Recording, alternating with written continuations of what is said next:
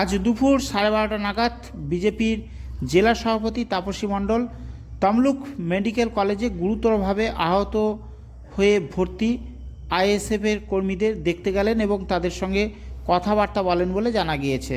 জানা যাচ্ছে গতকাল বল্লুক ইউনিয়নে কোঅপারেটিভ এগ্রিকালচার ক্রেডিট সোসাইটির নির্বাচনে তৃণমূল জয়লাভ করে।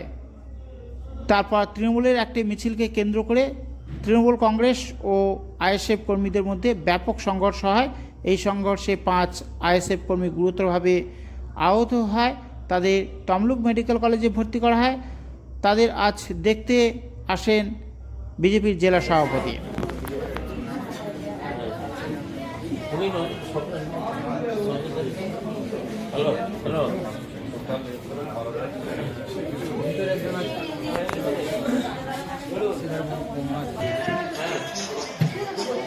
কানে কানের ঠিক আছে।